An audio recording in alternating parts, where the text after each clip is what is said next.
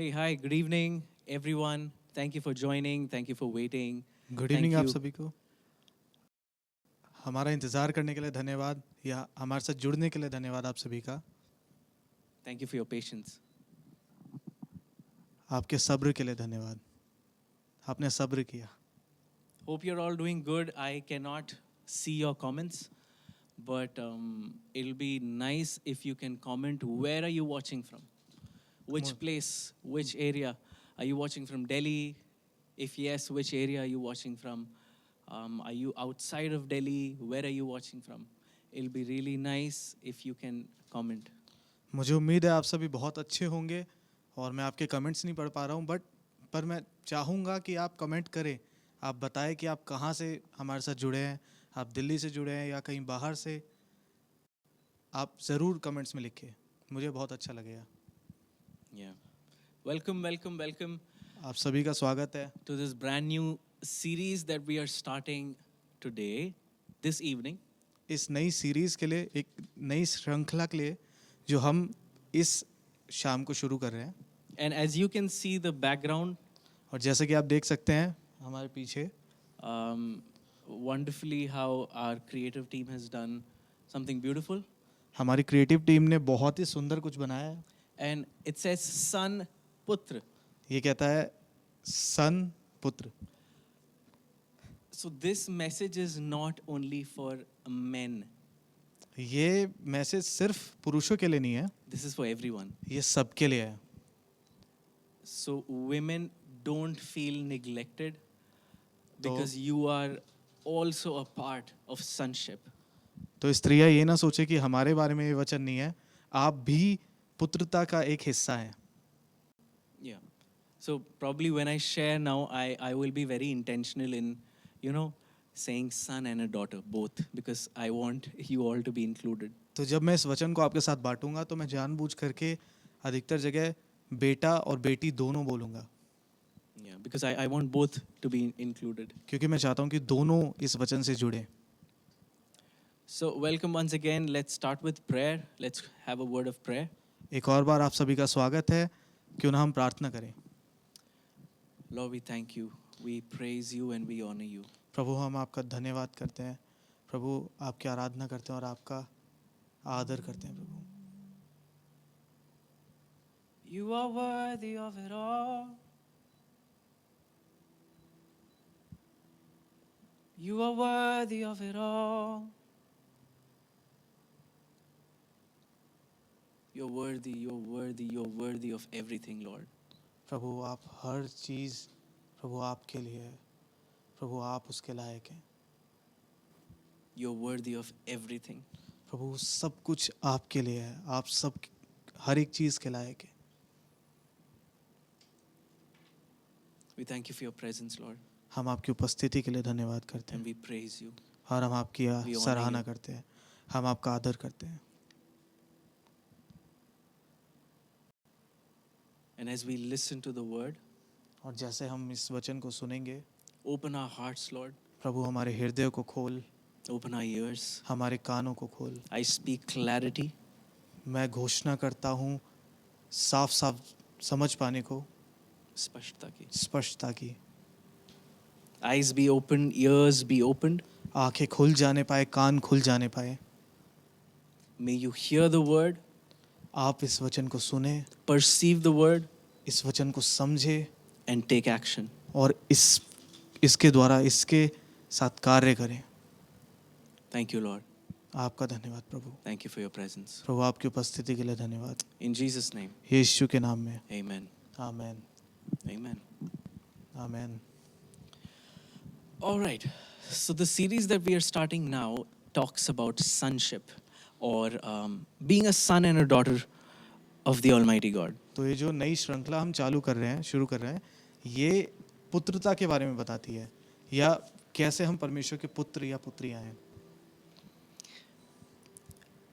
What do you think? How will it look like when you are actually walking like Jesus walked on this earth?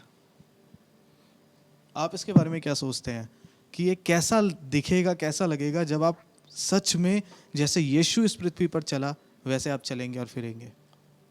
the Bible, towards the end, the book of John, it says, the works of Jesus, the miracles that he did, are so abundant, countless, that all the books in the world will not be able to contain what he did. यूहन्ना की किताब में लिखा है वो सारे कार्य जो प्रभु यीशु ने किए वो इतने ज़्यादा हैं कि अगर एक किताब लिखने लग जाए तो कोई भी ऐसी किताब नहीं है, ये पूरी पृथ्वी भी उसे नहीं समा सकती. That means there is so much more that we are supposed to do, and we have not scratched the surface. इसका मतलब है ऐसा बहुत कुछ है जो अभी हमें करना है, हमने उसकी सिर्फ सतह को हमने छुआ भी नहीं है. There's so much more in Christ that is available for us. And he has given us that authority and power to actually accomplish all of it, but we have not even started walking in those realms. मसीह में इतना कुछ है करने को, उसने हमें सामर्थ्य भी दिया है, उसने हमें अधिकार भी दिया उन सारे कार्यों को करने के लिए, पर हमने उसकी शुरुआत भी नहीं करी है. And today I just want to start with this subject on sonship. आज मैं इस पुत्रता के विषय के बारे में आज शुरुआत करना चाहूँगा. Since we are starting, I wanted to start with talking about, the function of angels in our life. जैसे कि हम शुरुआत करें तो मैं शुरुआत करना चाहूँगा स्वर्गदूत कैसे कार्य करते हैं हमारे जीवनों में, उसके बारे में. I was always very curious about the function of angels. मैं हमेशा ये जानने के लिए कि कैसे स्वर्गदूत कार्य करते हैं, हमेशा मैं इसके लिए एक जिज्ञासु रहता था. Even, after the first encounter that I had with God, my curiosity for angelic realm, to know angels, to see how they work and to partner with them, it just intensified. जब मेरा पहली मुठभेड़ हुई परमेश्वर के साथ, वो जो इच्छा थी कि और ज़्यादा स्वर्गदूतों के साथ, उनके साथ कैसे मैं कार्य कर सकता हूँ, उनके साथ कैसे एक जीवन, रोज़मर्रा का जीवन मैं जी सकता हूँ, वो और ज़्यादा इच्छा मेरी बढ़ गई, तीव्र हो गई वो इच्छा. But it did not end there. पर ये वहीं ख़त्म नहीं हुआ. I will share a few experiences today मैं कुछ एक्सपीरियंस भी अपने बांटूंगा with the angels, स्वर्गदूतों के साथ. the encounters that I had. वो मुठभेड़ें जो मेरी स्वर्गदूतों के साथ हुई. But I do want to stress on the fact that one day, all these encounters actually came to a halt. It stopped for a season. मैं इस पर जोर देना चाहूँगा कि ये सारे जो मेरी मुठभेड़ हो रही थी स्वर्गदूतों के साथ, वो सब एक दिन रुक गया. And the Lord helped me to understand the power of His Word, the importance of the Word, how only the Word can sustain us. और परमेश्वर मुझे सिखाने लगा कि वचन की सामर्थ्य कितनी है, कैसे वचन ही है जो हमें संभाल के रख सकता है, हमारी सुरक्षा करता है, हर क्षेत्र में हमें लेके चलता है. Let's start with the book of Hebrews. इब्रानियों की पुस्तक से शुरू करते हैं. Chapter 1. इब्रानियों का पहला चैप्टर, पहला अध्याय. And the first chapter talks about the superiority of the Son to angels. How the Son is superior to the angels. पहले अध्याय में लिखा है कि कैसे पुत्र जो है, प्रभु यीशु जो है, वो स्वर्गदूतों से कितने ऊंचे हैं, उनका औदा कितना ऊंचा है. And if we start reading from verse 1, it says, in the past, God spoke to our forefathers through the prophets at many times and in various ways. But in these last days, He has spoken to us by His Son, whom He appointed heir of all things, and through whom He made the universe. पहले पद में लिखा है पूर्व First युग. and second. पहले और दूसरे में अगर हम पढ़ें इब्रानियों 1 का 1 और 2, पूर्व युग में परमेश्वर ने बाप दादाओं से थोड़ा थोड़ा करके और भांति भांति से भविष्यद्वक्ताओं के द्वारा बातें करी. इन अंतिम दिनों में हमसे पुत्र के द्वारा बातें करी, जिसे उसने सारी वस्तुओं का वारिस ठहराया और उसी के द्वारा उसने सारी सृष्टि की रचना करी है. The Son is the heir of all things. पुत्र हर एक वस्तु का वारिस है. Everything that is seen and unseen, the heir over it, the rightful heir, is Jesus Christ. जो कुछ भी दिखता है या हम नहीं देख सकते, वो सब कुछ उस सब का वारिस यीशु है. And because now Jesus lives in us, now we both together are heirs over everything. और क्योंकि अब यीशु हम में वास करता है, पुत्र हम में वास करता है, तो उसकी तरह हम भी उसके सहभागी हैं उस वारिस होने में। Now, like Jesus, with Jesus, and in Jesus, together we both are heirs over everything. Yes, but our surrender to the Holy Spirit will determine the authority with which we can walk on earth. यीशु के साथ होने से, यीशु के हमारे भीतर होने से हम ना सिर्फ वारिस हैं, पर जब हम पवित्र आत्मा को के साथ एक रिश्ता, एक घनिष्ठता में आते हैं, तो हम उस अधिकार को लेकर के चलते हैं, उस वारिस होने के अधिकार को। Let me put it this way. You get to walk in the authority that Jesus walked on earth only to the degree of your surrender to the Holy Spirit every day. इसको मैं इस तरह से समझाता हूँ कि आप जितना प्रभु यीशु इस पृथ्वी पर जिस प्रकार चले, उसके उस समानता में उतनी ज़्यादा बढ़ते जाते हैं जितना ज़्यादा आप पवित्र आत्मा के साथ आपका एक समर्पण है। जितना ज़्यादा समर्पण है उतना ज़्यादा आप यीशु की तरह चलते हैं। But the most important thing is to understand that you and I are rightful heirs over everything. Everything that now you can see is for us to have dominion over it and have authority over it. और सबसे ज़रूरी बात ये है कि हम इस बात को समझें कि जो कुछ हम देखते हैं, जो कुछ हमें नहीं दिखता, वो सब के हम यीशु में एक वारिस है। But now the question is, being heir, how do you rule over it? पर सवाल उठता है कि एक वारिस होने के नाते हम कैसे इन सब चीज़ों पर एक राज्य की अवस्था ला सकते हैं, एक पर राज कर सकते हैं हम। Hebrews 1 verse 3 says, the Son is the radiance of God's glory and the exact representation of His being, sustaining all things by His powerful word. इब्रानियों 1:3 में लिखा है, वह उसकी महिमा का प्रकाश और उसके तत्व की छाप है और सब वस्तुओं को अपनी सामर्थ के वचन से संभालता है। Sustaining everything by His powerful word. लिखा है और सब वस्तुओं को अपनी सामर्थ के वचन से संभालता है। That's where I want your focus to be now. मैं चाहता हूं कि आप यहाँ ध्यान दें इस बात पर। You and I are heirs over everything. आप और मैं हर एक चीज के वारिस हैं। You and I are partners with Jesus Christ now on earth. आप और मैं यीशु के हर एक चीज में सहभागी हैं। But the only way we can rule or sustain everything पर वो एक लौता तरीका कि हम हर एक चीज पर राज कर सके और उसके ऊपर उस हर एक चीज को संभाल सके, that is only through the word of God. वो तरीका सिर्फ वचन के द्वारा है। And it is not the written word. और ये सिर्फ लिखा हुआ वचन नहीं है, It's the spoken word. ये बोला हुआ वचन है। That means you have to come to a point where you hear God speak and then you speak it back. इसका मतलब ये है कि एक ऐसा समय आना चाहिए कि जब आप परमेश्वर को बोलते हो सुने और आप उसे बोल सकें। Yeah, hear Him speak and then respond to the situation. जैसे जैसे आप उसे सुनते जाएंगे, आप परिस्थिति के अनुसार बोलते जाएं। But you have to come to a place where you can hear God.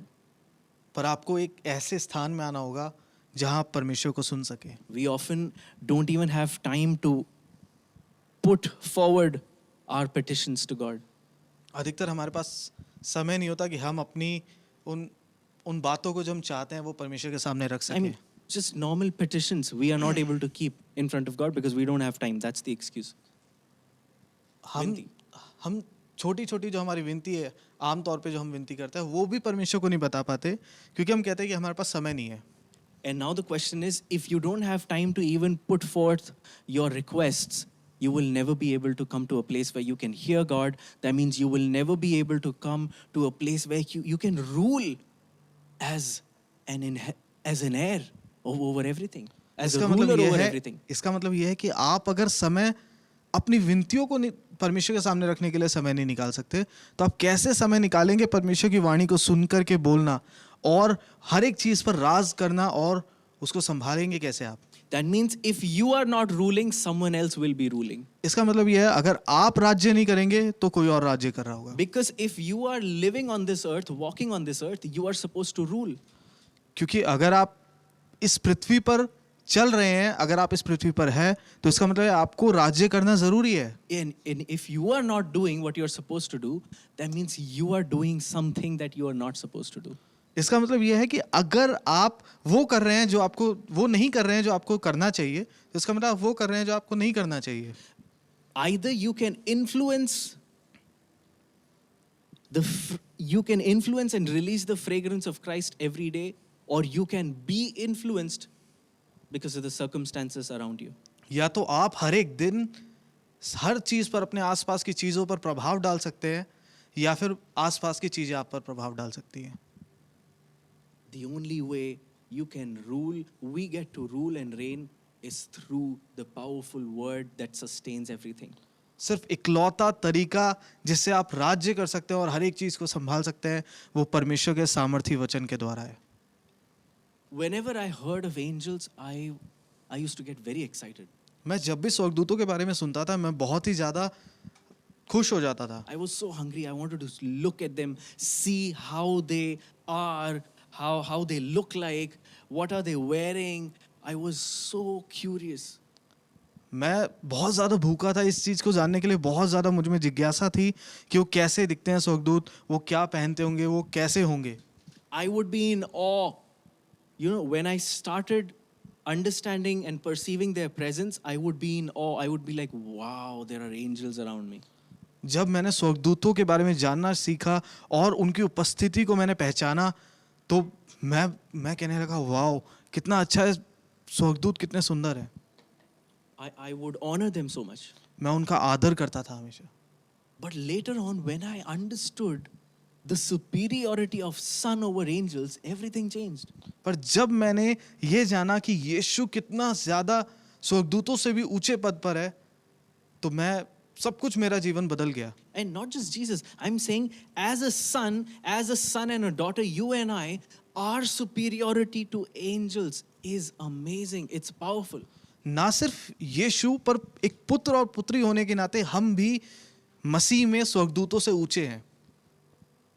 You know, let's look at few verses now.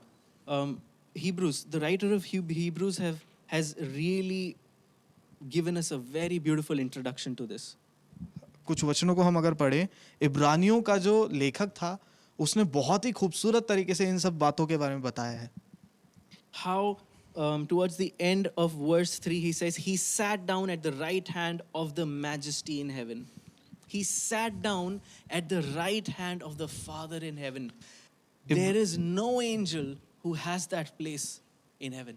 इब्रानियों 1:3 का जो आखिरी हिस्सा उसमें लिखा है, वह पापों को धोकर ऊंचे स्थान पर महामहिम के दाहिने जा बैठा. Sorry. There is no angel who has that spot in heaven. ऐसा कोई स्वर्गदूत नहीं है जो परमेश्वर के बगल में बैठ सके. They are around the throne of God. वो मसीह, वो परमेश्वर की जो थ्रोन है, उसकी जो गद्दी है, उसके चारों ओर है, उसके सिंहासन के चारों ओर है. They are above his throne, below his throne, surrounding his throne, but they don't get to sit beside the Father. वो उसके सिंहासन के ऊपर है, सिंहासन के नीचे है, चारों ओर है, उसके बगल में बैठने की उनमें से किसी में भी सामर्थ नहीं है. सिर्फ मसीह बैठा है वहाँ. And then in verse 4 it says, so he became as much superior to the angels as the name he has inherited is superior to theirs. चौथे पद में लिखा है, और स्वर्गदूतों से उतना ही उत्तम ठहरा जितना उसने उनसे बड़े पद का वारिस होकर उत्तम नाम पाया. Let's read it again. So he became as much superior to the angels as the name he has inherited is superior to theirs. इसको एक और बार पढ़ते हैं. और स्वर्गदूतों से उतना ही उत्तम ठहरा जितना उसने उनसे बड़े पद का वारिस होकर उत्तम नाम पाया. Now there's a question. For to which of the angels in verse 5 did God ever say, you are my son, today I've become your father? Have you ever read this in the Bible? Has God ever spoken to angels like this? यह एक सवाल है, क्योंकि स्वर्गदूतों में से उसने कब किसी से कहा कि तू मेरा पुत्र है? पूरे वचन में क्या कहीं ऐसा लिखा है कि किसी स्वर्गदूत से परमेश्वर ने कहा कि ये मेरा पुत्र है? Or again, in the next verse, in the same verse, it says, again, I will be his father and he will be my son, talking about his son Jesus. And when the Bible talks about Jesus, because Christ lives in us, now the Bible is talking about us. It is our reality. If it is for Jesus, it is for you, it is for me. 5वें पद के दूसरे हिस्से में लिखा है, और उस फिर यह है कि मैं उसका पिता होऊंगा और वह मेरा पुत्र होगा। ये उसने किसी भी स्वर्गदूत से नहीं कहा, ये सिर्फ उसने अपने पुत्र से कहा, और पुत्र और पुत्री होने के नाते वो ये सब कुछ हमसे कहता है। Initially, when I was just pursuing intimacy with God, there was a season I was just after his heart. I wanted to know Jesus. Jesus, who are you? Why did you forgive me? Who are you? I want to know you. This was the question of my heart. शुरुआत में जब मैं परमेश्वर की उस घनिष्ठता को ढूंढता था, उसके हृदय के बारे में जानना चाहता था और ज़्यादा, तो मेरा सिर्फ एक सवाल होता था, यीशु आपने मुझे क्यों बचाया, आपने मुझे क्यों एक नया जीवन दिया? And I had never heard God. That's what I felt. You know, that's a lie. Mostly when I talk to people, when I talk about hearing God, the reply that comes is, I don't think I can hear God. I've never heard God. और मैं हमेशा से ये सोचता था कि मैंने कभी परमेश्वर को सुना नहीं है, जो कि एक झूठ है। जब भी मैं किसी को ये कहते सुनता था कि मैंने परमेश्वर को सुना, तो मैं खुद से कहता था कि अरे मैंने तो कभी परमेश्वर को सुना ही नहीं है। Or even today when people come to me, I ask them, so what is God speaking to you? And the common reply that I get at times is, I don't know if God speaks to me. आज भी जब मैं लोगों से पूछता हूँ कि परमेश्वर इस बारे में आपसे क्या कह रहा है, तो आमतौर पर मुझे ये उत्तर मिलता है कि परमेश्वर मुझसे बात नहीं करता। And that's the same thing that I felt back then. और ये वही चीज़ है जो मैं पहले सोचा करता था। And I put forth a question to God. I said, Jesus, how much do you love me? God, how much do you love me? Tell me, I want to know. और मैंने सवाल परमेश्वर के सामने रखा कि प्रभु परमेश्वर तू मुझसे कितना ज़्यादा प्रेम करता है, मैं जानना चाहता हूँ। प्रभु तू कितना मुझसे प्रेम करता है, मैं जानना चाहता हूँ, मुझे बता। And the condition was, I don't want to read it in the Bible, I want to hear it. और मेरी शर्त ये थी कि मैं वचन में नहीं पढ़ना चाहता, मैं सुनना चाहता हूँ ये। And I prayed that prayer every day. और मैं रोज ये प्रार्थना करता था। It was not a prayer, I was persistent every day, all the time. How much do you love me? Tell me. ये सिर्फ एक प्रार्थना नहीं थी, मैं इसमें लगातार बना रहा। मैं रोज ये परमेश्वर से पूछता था कि परमेश्वर आप मुझसे कितना प्रेम करते हो, मुझे बता। Because in my mind, I was such a slave. क्योंकि अपने मन में मैं एक दास की तरह था। I only did what I was told to do. मैं सिर्फ वही करता था जो मुझे बताया जाता था। I never had real relationship with people. और मेरा लोगों के साथ एक वास्तविक रिश्ता कभी नहीं रहा। It was always for something. ये हमेशा किसी न किसी चीज के लिए होता था। I never had a real relationship with my parents, especially with my father. मेरे माता पिता, खासकर मेरे पिता के साथ भी मेरा कभी एक सच्चा रिश्ता नहीं हुआ। That is why I had this burning question. If you love me, God, I want to know how much. इसलिए ये सवाल मुझे बहुत ज़्यादा अंदर से जलाता था कि प्रभु अगर तू मुझसे प्रेम करता है तो कितना प्रेम करता है, मुझे बता। And after few weeks, I became tired. और कुछ हफ्तों बाद मैं थक गया। And that night, that particular night that I remember, I said, okay, I'm going to ask one more time. और एक खास रात मुझे आज भी याद है, मैंने कहा बस आज मैं आखिरी बार पूछूंगा परमेश्वर से, Do you love me? क्या आप If मुझसे प्रेम yes, करते हैं? how much? क्या आप मुझसे प्रेम करते हैं? अगर हाँ तो कितना? And I heard Mark 1:11. और मैंने सुना मरकुस 1:11। Let's go to Mark 1:11. मरकुस 1:11 में जाते हैं।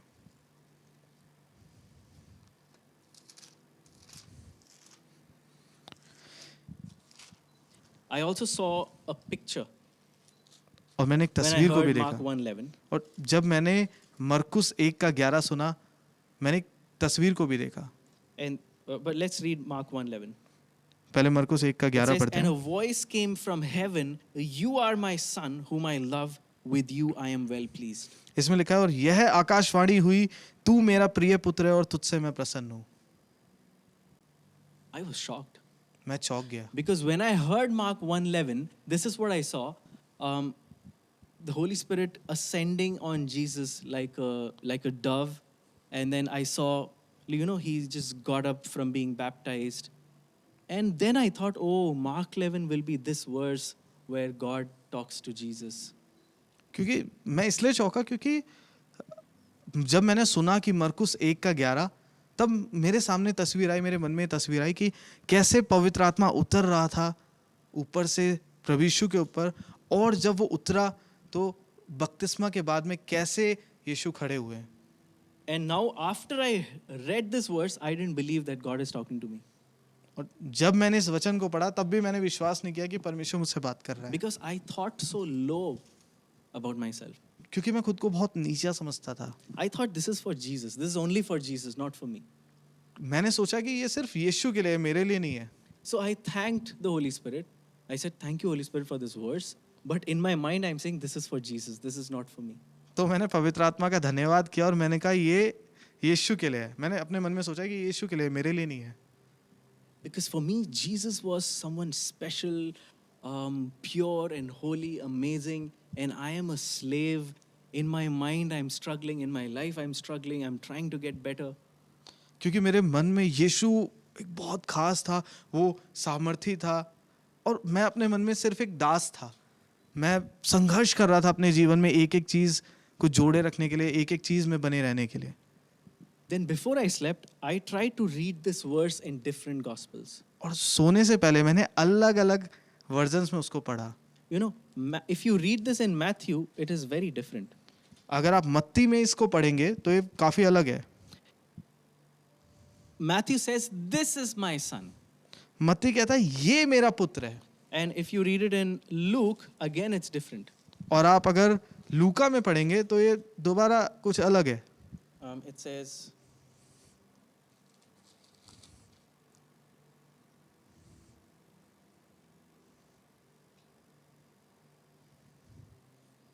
sorry, I have to find it. मुझे ढूंढना पड़ेगा लूका में।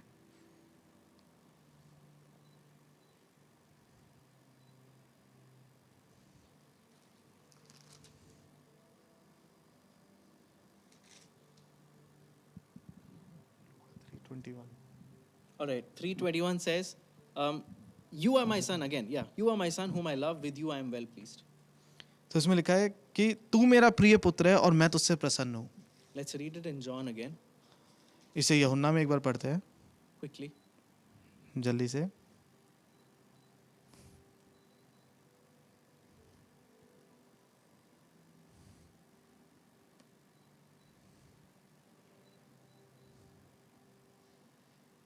And here it says, then John gave his testimony, I saw the Spirit come down from heaven as a dove and remain on him.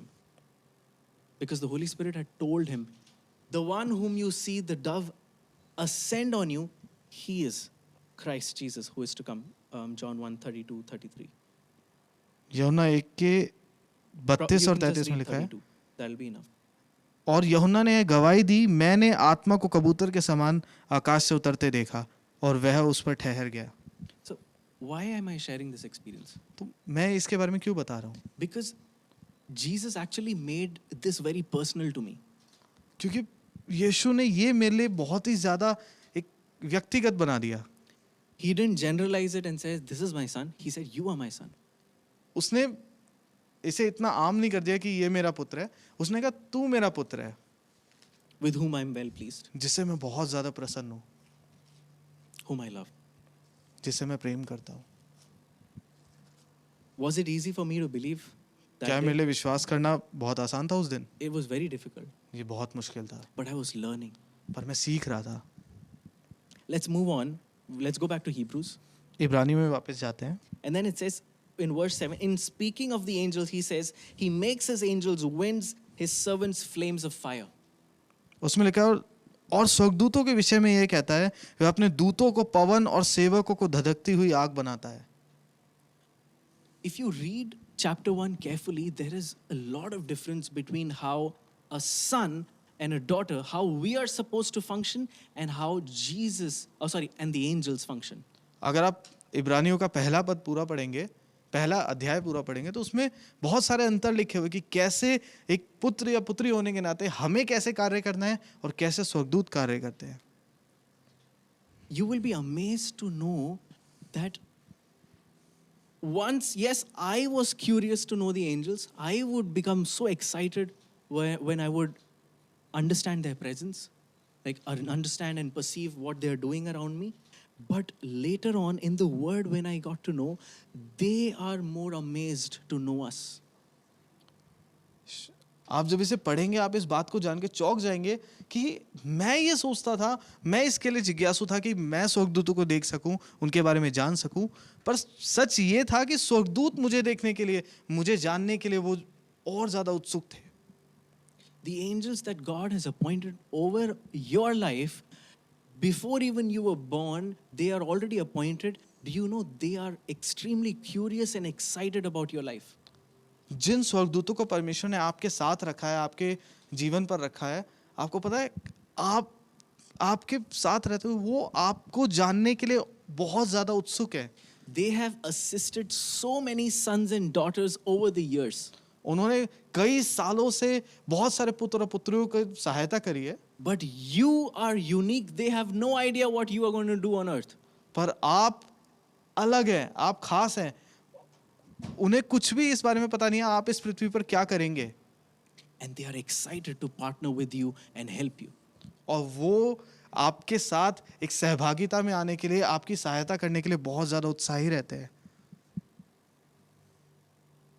Let me share a quick experience with an angelic encounter. एक मैं स्वर्गदूतों के साथ एक मुठभेड़ को बांटता हूँ जल्दी से. So usually what would happen when I would wait on God? How do you wait on God? I think we've done this during in one of the teachings. I would spend time in God's presence and I would just wait by being silent. आमतौर पर कैसे हम परमेश्वर का की बाट जोते हैं, हमने पिछली कुछ शिक्षा में हमने ये किया भी था एक शिक्षा में कि हम बस शांत रहते हैं. मैं शांत रह करके बस परमेश्वर का इंतज़ार करता था. So, and in that season of multiple encounters, often what would happen, an angelic being would enter the room. I would feel his presence tangibly. और कई बार ऐसा होता था कि उन मुठभेड़ों के बीच में वो समय जब मैं परमेश्वर की बाट जो रहा था तो एक स्वर्गीय कुछ आता था मेरे कमरे में और मैं उसकी उपस्थिति को महसूस करता था. Sometimes there will be angels I could feel, I would understand that they are very small. कभी कभी ऐसा होता था कि वो स्वर्गदूत होते थे, मुझे ऐसा लगता था कि वो बहुत छोटे हैं And they would just play with me. और वो मेरे साथ खेलते थे, They would tickle me, वो गुदगुदी मचाते थे मुझे, comfort me. मुझे आराम देते थे. Sometimes would stroke my hair. कभी कभी मेरे बालों को ऐसे छेड़ते थे. I mean, you may feel this is extremely strange and funny, but this happened. आपको ऐसा लगेगा कि ये बहुत अजीब है और बहुत मजाकिया है. I cannot tell you the pleasure and the joy that I would receive in these encounters. पर ये सब सच है, मैं आपको बता भी नहीं सकता इन मुठभेड़ों में मुझे कितना आनंद मिलता था, कितना ज़्यादा अच्छा लगता था मुझे. There were times when these big beings would come into the room. और कभी कभी ऐसा होता था कि ये बड़े जीव मेरे कमरे में आते थे And when at their presence, I would be fearful और उनकी उपस्थिति में मैं डर जाता था. because there were times when I couldn't speak. क्योंकि कई बार ऐसा होता था कि मैं बोल भी नहीं पाता था. My senses were active, मेरा महसूस करने की जो क्षमता थी वो सब कुछ ठीक था, but I would not be able to speak. पर मैं कुछ बोल नहीं पा रहा था.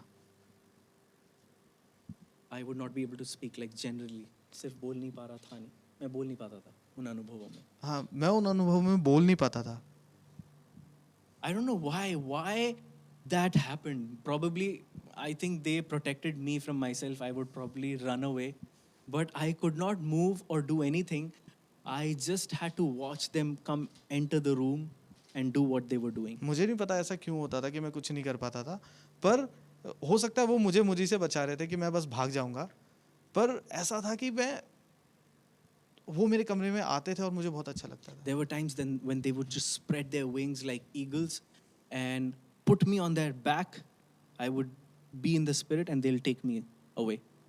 और कई बार ऐसा होता था कि वो एक चील की तरह वो अपने पंखों को फैलाते थे और एक मैं आत्मिक रूप में उनके ऊपर बैठता था और वो मुझे लेके जाते थे. It was so real that I felt that I have come out. Like literally, my body has gone out of the room. ये इतना ज़्यादा वास्तविक था तो कि सच में ऐसा लगता था कि मेरा शरीर कमरे से बाहर आ गया है. And I would tell them, like, if anyone comes to the room, they will not find me, and I'm gone. What are you guys doing? और मैं उनसे कहता था कि अगर कोई मेरे कमरे में आया मैं वहाँ नहीं मिलूंगा तो क्या कर रहे हो भाई. They would not reply. हाँ, वो कुछ भी जवाब नहीं देते थे. There were times when I would say, like in Hindi in my mind,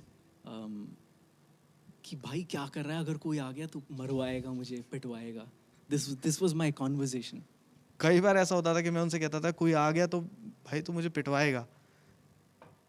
Sometimes I am up in the air, flying, they're taking me somewhere, and in my mind I'm thinking, is the room locked or not?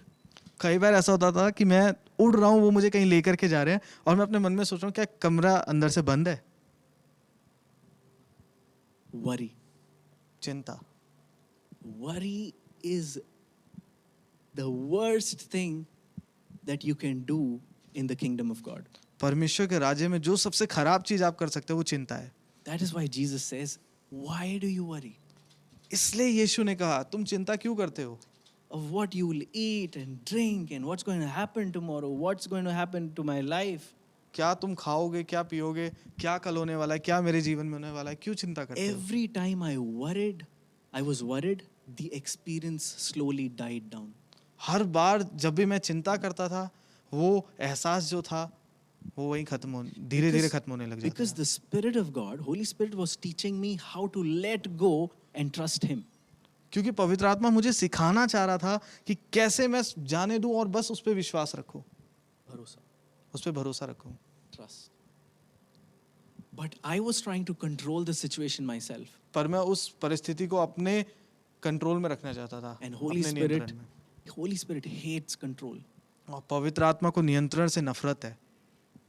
because God has given us a free will. क्योंकि परमेश्वर ने हमें एक स्वयं इच्छा की शक्ति दी है. And willingly, when we choose to worry, और जब हम अपनी स्वयं इच्छा से चिंता करना चुनते हैं the experience goes. वो एहसास चले जाता है. That means in your daily life, are you worrying or are you trusting? इसका मतलब है रोजमर्रा के जीवन में क्या आप चिंता कर रहे हैं या आप भरोसा कर रहे हैं परमेश्वर पे. Whether it's your career, whether it's your finance, whether it's your job, are you worrying? Are you entertaining thoughts of worry? If you are, you've lost control. God will not abandon you for sure.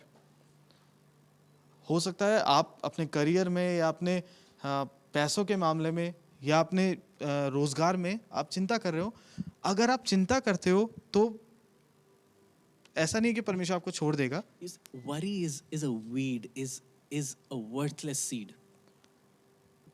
It's a seed that you should not plant in the kingdom. चिंता एक ऐसा बीज है जो कि परमेश्वर के राज्य में आपको नहीं बोना चाहिए. वो धीरे धीरे आसपास के फलों को खा जाएगा. Of course, it will only produce thorns. ये सिर्फ कांटे बोएगा. And it will disturb the other fruit that is already growing. और जो आसपास और फल उग रहे हैं उन सबको वो परेशान कर देगा. The only way you can bypass worry is by constantly trusting God. सिर्फ एक ही तरीका है कि आप चिंता को पार कर जाएं, वो है परमेश्वर पे भरोसा रखना. For you to be able to trust God, you have to hear His word. और परमेश्वर पे भरोसा करने के लिए बहुत जरूरी है कि आप उसके वचन को सुने. Because when you hear His word, faith will rise inside of you. क्योंकि जब आप सुनेंगे उसके वचन को तो आपके अंदर एक विश्वास जागेगा. Romans says faith comes by hearing. Romeo की पुस्तक में लिखा है कि सुनने से विश्वास बढ़ता है. And hearing of the word of God. परमेश्वर के वचन को सुनने से विश्वास जागता है, बढ़ता है वो. That means the ultimate power that has been made available to us as heirs of everything is the spoken word of God. इसका मतलब ये है कि वो असीमित सामर्थ जो हमारे लिए परमेश्वर ने रखी है वो परमेश्वर का बोला हुआ वचन है. It's the spoken word of your daddy, of your father. वो आपके पिता का एक बोला हुआ वचन है। That means you have to know your Father, how He does what He does. You have to understand what He likes and what He does not like. And then you have to be able to talk to Him, listen to Him. इसका मतलब है आपको अपने पिता को जानना होगा, आपको ये समझना होगा कि क्या चीज़ें ऐसी हैं जो परमेश्वर को पसंद है और क्या नहीं पसंद है, तभी मैं उसे सुन सकूंगा। और Why do we worry? तो हम चिंता क्यों करते हैं? When the Son of Man comes, will He find faith? जब मनुष्य का पुत्र आएगा तो क्या वो विश्वास को पाएगा Or will He find worry? या वो चिंता को पाएगा? Will He find stress and anxiety? क्या वो एक चिंता की अवस्था को पाएगा? क्या बेचैनी को पाएगा वो? Because these seeds will completely ruin the vine, the beautiful vineyard that the Lord has planted. क्योंकि ये ऐसे बीज है जो परमेश्वर की दाखलता को खराब कर देगा। वो खूबसूरत दाखलता जो परमेश्वर ने आप में रखी है उसे बिगाड़ देगा। Understand the importance of hearing God's word. परमेश्वर के वचन को सुनने की इम्पोर्टेंस को समझे।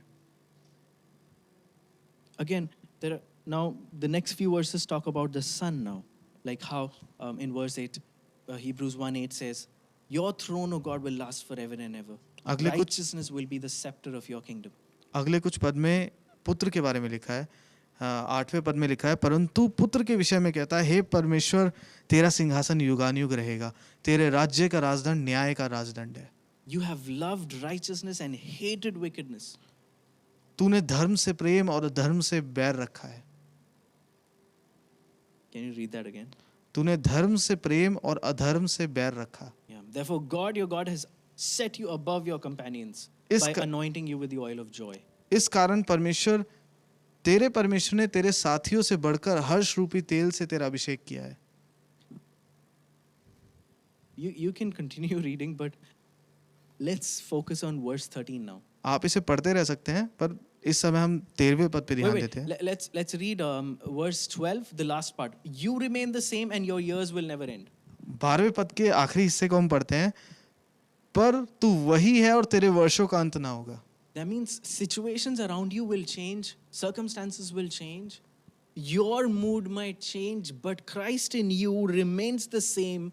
His years will never end. इसका मतलब है कि आपके आसपास की परिस्थितियां बदल सकती हैं, आपका मूड बदल सकता है, सब कुछ बदल सकता है, पर मसीह जैसा पहले था वो वैसा ही है, वो कभी नहीं बदलेगा। His love for you, His commitment for you, His faithfulness towards you never changes. उसका प्रेम, उसका वायदा आपके प्रति जो उसने वायदे किए हैं वो कभी नहीं बदलने वाले, वो हमेशा ऐसे ही है। Now let's look at verse 13. 13वें पद को हम पढ़ते हैं। To which of the angels did God ever say, "Sit at my right hand until I make your enemies a footstool for your feet"? और स्वर्गदूत में से उसने किसी से कब कहा, तू मेरे दाहिने बैठ जब तक मैं तेरे बैरियों को तेरे पाँव के नीचे की पीढ़ी न कर दूं। Are you struggling with anything today? क्या आप किसी चीज से संघर्ष कर रहे हैं आज? Are you looking for breakthrough in certain areas in your life? क्या आप अपने जीवन के कुछ क्षेत्रों में छुटकारे को पाना चाहते हैं? Listen to this word, what the Lord is actually telling us. इस वचन को पढ़े, परमेश्वर क्या सच में आपसे कहना चाह रहे हैं? There's a question. He's asking us, you tell me, sons and daughters, you tell me, when did I ever ask any angel that come sit at my right hand until I make your enemies a footstool for your feet?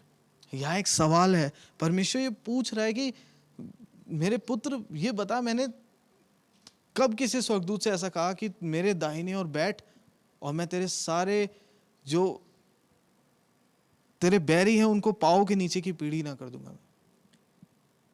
When did I ever give this privilege to angels for them to be able to just sit with me so that I can work, I can fight, I can conquer and put those enemies, those situations under your feet? All you have to do is just sit beside me. Watch how I do it. मैंने स्वर्गदूतों को कब ऐसा सौभाग्य दिया कि मैंने कहा कि आओ मेरे बगल में बैठो और मैं जाकर के तुम्हारे बैरियों से लड़ूंगा, तुम्हारे शत्रुओं से लड़ूंगा और उन सबको तुम्हारे नीचे कर दूंगा। Never. He has never done that to angels. उसने कभी भी किसी स्वर्गदूत के साथ ऐसा नहीं किया। But he has invited us. He tells us, my son, my daughter, with whom I love, with whom I'm well pleased, you are mine.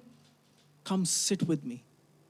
That means trust me. Just be with me. Trust me. That means you will not be able to see me every day, but just be with me. और यहाँ वो न्योता देता है कि हे मेरे पुत्र, हे मेरी पुत्री, जिससे मैं बहुत ज़्यादा प्रेम करता हूँ, आ और मेरे बगल में बैठ, हो मुझ पे विश्वास रख। इसका मतलब है मुझ पे भरोसा रख। ज़रूरी नहीं है कि रोज़ मैं दिखूंगा, पर मुझ पे भरोसा रख कि मैं कार्य कर रहा हूँ। Trust me every day. Whether you see me in situations, whether you see the situations in your favor or not, just trust me. रोज़ मुझ पे भरोसा रख।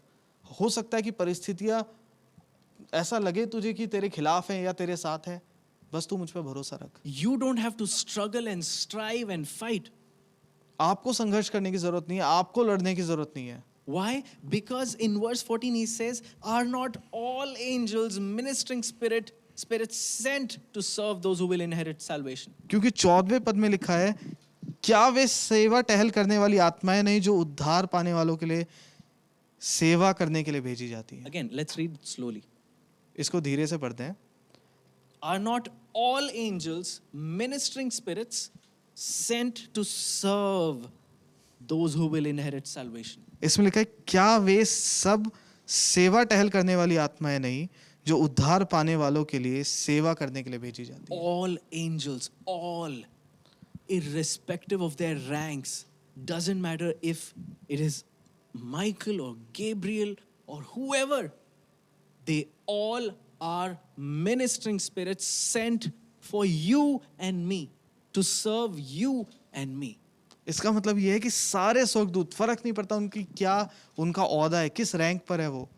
हो सकता है वो माइकल हो, गैब्रियल हो, वो आपकी सेवा के लिए, मेरी सेवा के लिए, हमारी सेवा के लिए परमेश्वर ने रखा है।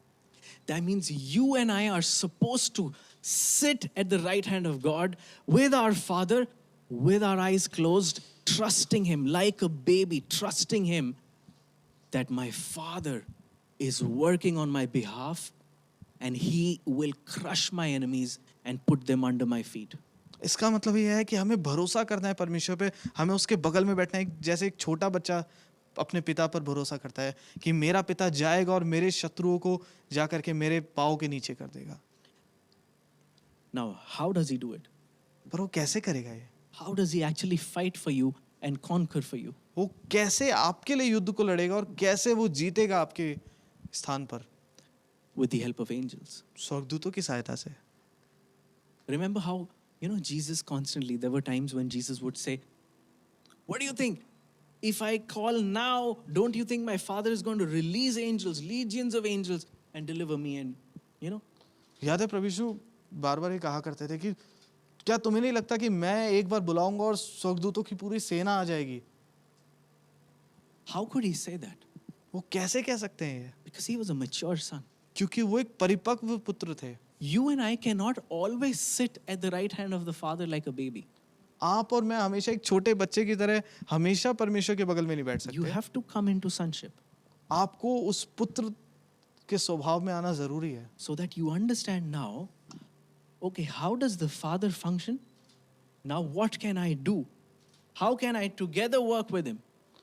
आपको ये समझना जरूरी है कि कैसे मैं परमेश्वर की सहायता कर सकता हूँ, कैसे हम एक साथ मिलकर के इस युद्ध को लड़ सकते हैं। But because you're a son and a daughter, पर क्योंकि आप एक पुत्र और पुत्री हैं, you are not supposed to work. आपको कार्य करने की जरूरत नहीं है, You are supposed to sit. आपको बैठना है, You are supposed to command, आपको आज्ञा देनी है, so that the servants that He has sent on earth, the angels, will work for you. जिससे कि वो सेवा टहल करने वाली आत्मा है, वो स्वर्गदूत जो परमेश्वर ने भेजा है, वो उन कार्यों को कर सके। आपको सिर्फ आज्ञा देनी है। How does this happen? ये कैसे होगा? Chapter 2, verse 1. दूसरे Very पद के important. पहले, दूसरे अध्याय के पहले पद को पढ़ते If हैं। you understand this, you have understood the message. अगर आपने इस पद को समझ लिया तो आपने पूरा मैसेज समझ लिया। That means Father says, sit at my right hand, I'm going to work on your behalf, and we will together conquer. Your enemies will be under your feet. इसका मतलब पिता कहता है कि आओ मेरे बगल में बैठो और मैं तुम्हारी जगह जाके तुम्हारे युद्ध को लड़ूंगा और तुम्हारे शत्रुओं को तुम्हारे पांव तले कर Then दूंगा। as a son, I can ask, but Father, how will you do it? पर मैं एक पुत्र होने के नाते मैं पूछ सकता हूँ, हे पिता कैसे करोगे ये? Then he says, Son, I will do it with the help of angels because I have sent them to assist you, to serve you. और फिर वो कहेगा कि मैं ये स्वर्गदूतों की मदद से करूंगा, वो स्वर्गदूत जो मैंने तुम्हारी सहायता के लिए, तुम्हारी सेवा टहल करने के लिए भेजा है। Then the question comes, okay, Father, so what else am I supposed to do then? तो अब ये सवाल उठता है, हम पूछ सकते हैं कि तो मैं इसमें क्या कर सकता हूँ? Because I'm not supposed to work now, the angels are working. क्योंकि मुझे कार्य नहीं करना है, स्वर्गदूत कार्य कर रहे हैं। Chapter 2, verse 1. दूसरे अध्याय के पहले पद में लिखा है, We must pay more careful attention, therefore, to what we have heard, so that we do not drift away. इस कारण चाहिए कि हम उन बातों पर जो हमने सुनी है और भी मन लगाए, ऐसा ना हो कि बहक कर उनसे दूर चले जाएं। We must pay more careful attention, therefore, to what we have heard.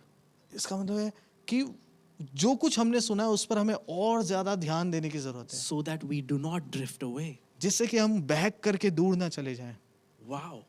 वाह, What has God spoken to you over the last few years? पिछले कुछ सालों में परमेश्वर ने क्या आपसे बात किया है? Have you seen it all come to pass? क्या आपने वो सब पूरा होते हुए देख लिया है? If not, अगर नहीं, why are we complacent? Why are we lazy about it? तो हम इसके लिए लेजी क्यों है? हम I'll see. आलसी क्यों है इसके लिए? If God has spoken to you personally or through someone, if you have a prophetic word and you've forgotten about it, अगर परमेश्वर ने आप पर एक भविष्यवाणी करी और आप उस भविष्यवाणी को भूल गए हैं, if over the years, if you've received words for yourself, for your family, for your situations, पिछले कुछ सालों में आपने अपनी परिस्थिति के लिए, अपने परिवार के लिए आपने कुछ सुना, कुछ शब्दों को and पाया, if you have forgotten, और अगर आप उन वचनों को भूल गए, you will easily be worried, आप बहुत ही जल्दी चिंतित हो जाएंगे, you will easily be anxious, आप बहुत ही ज्यादा बेचैन हो जाएंगे you will easily get into trouble और आप मुश्किल में फंस जाएंगे बहुत आसानी से, because you have forgotten the rod of authority that you once carried. क्योंकि आपने उस अधिकार की लाठी जो आप लेकर के चलते थे, आप उसे भूल गए हैं। What did verse 8 says? Righteousness will be the scepter of your kingdom. 8वें पद में क्या लिखा है? एक कार्ड. 1:8 में क्या लिखा है? और तेरा राज्य का राजदंड न्याय का राजदंड है। It's the scepter that God has given us to rule over every situation. It is this powerful word that sustains everything. What has God spoken to you? ये वो राजदंड है जो परमेश्वर ने आप पर दिया है, वो अधिकार का राजदंड। क्या परमेश्वर ने आपसे कहा है आज तक? If you go back to those diaries, those journals where you've written, you will be amazed today of what has happened and what is still in the process of happening or coming to pass. अगर आप वापस जा करके उन किताबों को, उन diaries को आप पढ़ेंगे जहाँ आपने लिखा है परमेश्वर ने क्या क्या आपसे कहा था, आप ये देख सकते हैं कि क्या पूरा हुआ है, क्या नहीं पूरा हुआ है। If you see situations right now in your life that are completely opposite to what God had told you once, that means that word is under war, contention. और अभी की जो आपकी परिस्थिति है, अगर जो कुछ परमेश्वर ने कहा था आपसे उसके अलग है, उसके विपरीत है, तो इसका मतलब है कि आपने उस वचन को कार्यरत किया ही नहीं। That means that word that God has spoken over your life, it is under war, it's under attack. इसका मतलब ये है कि वो वचन जो परमेश्वर ने आपके जीवन पर बोला था, उस पर हमला हुआ है, वो इस समय युद्ध में है। Because if that word comes to pass, you will destroy the works of the devil. क्योंकि अगर वो वचन पूरा हो गया, आप शत्रु के कार्यों को नष्ट कर देंगे। That means the angels are resisting and the demons are also pushing and hindering the accomplishment of that word. इसका मतलब है कि स्वर्गदूत रोके हुए हैं, स्वर्गदूत रोक रहे हैं और दूसरी तरफ दुष्ट आत्माएं भी जोर लगा रही हैं परमेश्वर के कार्यों को रोकने के लिए। How do you partner with God to see it come to pass? आप कैसे परमेश्वर के सहभागी हो सकते हैं कि इन बातों को पूरा होते हुए देखे? By first, pay more careful attention. More careful attention. It says more extreme careful attention to what he has already told you.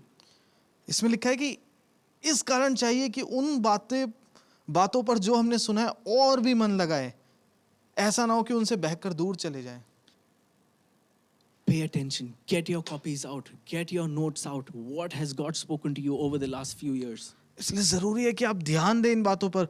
अपनी किताब, उन कॉपियों को निकाल ले जिसमें आपने लिखा था कि परमेश्वर ने क्या क्या कहा है पिछले सालों में। Start declaring it. उसकी घोषणा करना शुरू करें। Because when you declare it, what are the angels doing? The angels that have been sent to assist you are working.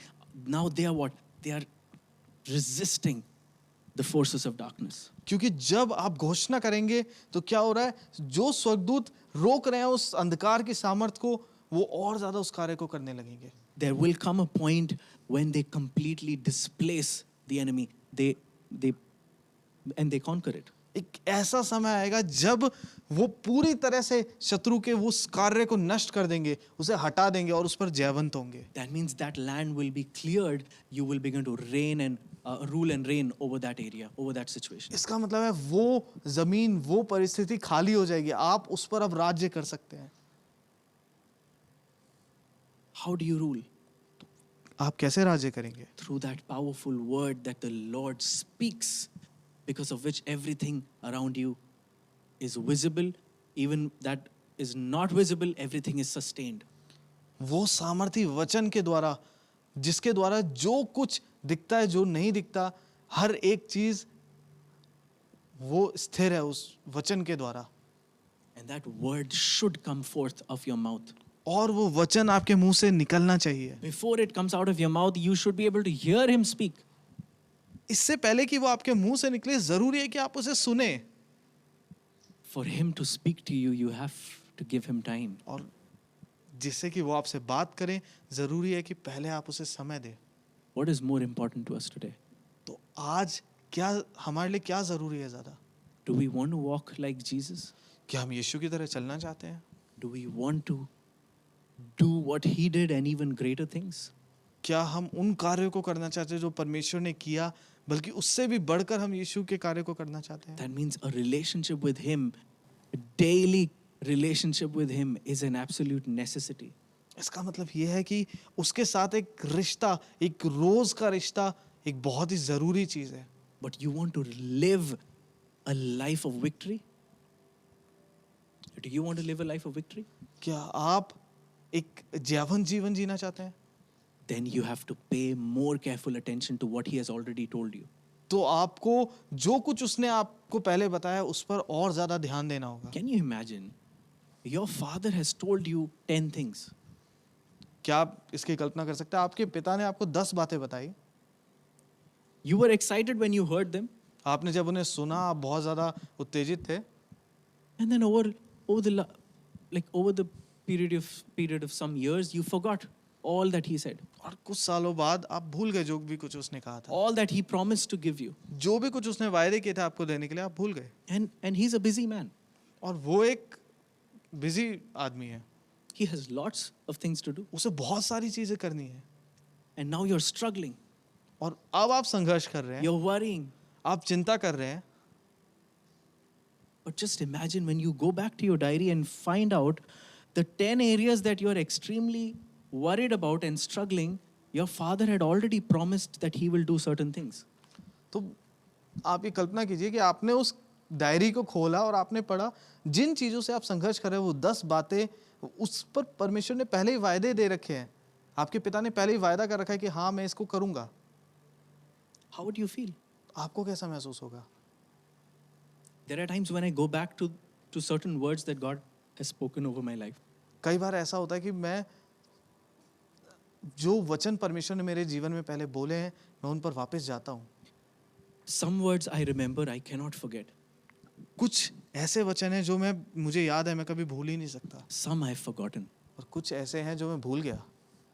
And I feel stupid at times when I read them and I realize, oh man, this is my inheritance and I'm living outside of this, I feel bad. और जब मैं उसे पढ़ता हूँ उन बातों को, उन वचनों को, तो मुझे ऐसा लगता है अरे मैं कितना बेवकूफ़ हूँ, मैं एक वारिस हूँ, उसके बावजूद मैं उस अपनी विरासत से बाहर जी रहा हूँ। Are you calling me stupid? Trick question. एक ट्रिक क्वेश्चन है, क्या मैं बेवकूफ़ कह रहा हूँ? Anyway. Mm. Of course, I feel dumb when I realize the authority that I have received from Christ, the honor that He has given me, and I'm not walking in that. मुझे बहुत ही भोला महसूस होता है कि परमेश्वर ने मुझे पहले से वो वचन दे दिए हैं और मैं उन पर कार्य नहीं कर रहा हूँ, मैं उस विरासत पर नहीं चल रहा हूँ। How do we do that? तो मैं कैसे कर सकता हूँ ये? First, you have to understand God. Your Father is going to work on your behalf. सबसे पहले आपको ये समझना होगा आपकी जगह आपका पिता कार्य करेगा उन पर। But how did Jesus do what He did? पर यीशु ने जो कुछ किया वो उसने कैसे किया? He had to speak. उसे बोलना पड़ा। He didn't just sit, spend time with God in prayer 24/7.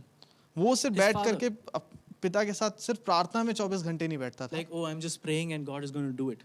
वो सिर्फ ये नहीं कहता था कि मैं प्रार्थना कर रहा हूँ परमेश्वर बस करेगा। There was a time of prayer प्रार्थना का एक समय था and there was a time when He ruled. और एक ऐसा भी समय था जब वो राज्य करता था। When He opened His mouth and He said, peace, be still over the winds and waves. और जब वो अपना मुंह खोलता था और कहता था शांत हो जा उन सभी लहरों को। When He said, Lazarus, come forth, जब उसने कहा लाजर बाहर आ, He was ruling वो राज्य कर रहा था because He heard His Father speak. क्योंकि उसने पिता को बोलते हुए सुना And what He heard, He declared. और जो कुछ उसने सुना उसने उसकी घोषणा And करी when He declared, और जब उसने उसकी घोषणा करी He trusted His Father उसने पिता पर भरोसा किया that right now कि इसी समय He will release the angels वो अपने स्वर्गदूतों को भेजेगा and they will do. How they do, it is their headache. I don't care, but it will happen. और वो करेंगे। मुझे नहीं पता वो कैसे करेंगे, वो उनकी सिरदर्दी है, पर होगा Because they are supposed to do it. क्योंकि उन्हें करना पड़ेगा। Because I am a son, you are a son, you are a daughter. क्योंकि मैं एक पुत्र हूँ, आप एक पुत्र है, आप एक पुत्री हैं। If you have heard your father speak अगर आपने अपने पिता को बोलते हुए सुना है and if you speak it back, और आपने अगर वापस उसकी घोषणा करी है, if you command that word, अगर आपने उसकी आज्ञा दी है, it will not return void. वो खाली वापस कभी नहीं आएगा। It will accomplish what it has been sent for. जिस कार्य को भेजा गया है वो उसको पूरा करके ही वापस आएगा। The angels will make sure they do it. स्वर्गदूत ये पक्का करेंगे कि वो वचन अपने कार्य को पूरा करे। If the fulfillment is taking time, अगर वचन पूरा होने में समय लग रहा है, there is contention in the heavenly realms. That means there is war going on. इसका मतलब है कि उस आत्मिक दुनिया में, उस क्षेत्र में युद्ध चल रहा है। That means that word is very important. इसका मतलब ये है कि वो वचन बहुत ज्यादा जरूरी है। What do you do now? तो अब उस समय क्या करना है? Worry? क्या चिंता करना है? Doubt? क्या शक करना है? No. नहीं। Did Jesus ever doubt the Father? क्या यीशु ने कभी शक किया कि परमेश्वर ऐसा करेगा नहीं करेगा? Did Jesus ever worry? क्या यीशु ने कभी चिंता करी? He slept during a storm in a boat. वो तूफान के दौरान सो रहा था। He is not a man who worries. वो एक ऐसा मनुष्य नहीं जो चिंता करे। He carries peace. वो शांति को साथ लेके चलता है। He releases peace. वो शांति की घोषणा करता है, वो छोड़ता है शांति को। His words are full of life. उसके वचन जीवन से भरे हुए हैं। Why are we so lifeless? हम क्यों निर्जीव हैं इतने? Why are we so dry? क्यों हम इतने सूखे हैं? You are not receiving the life that comes from his mouth. क्योंकि आप जो उसके मुंह से वो जीवन बह रहा है, आप उसे नहीं प्राप्त कर पा रहे हैं।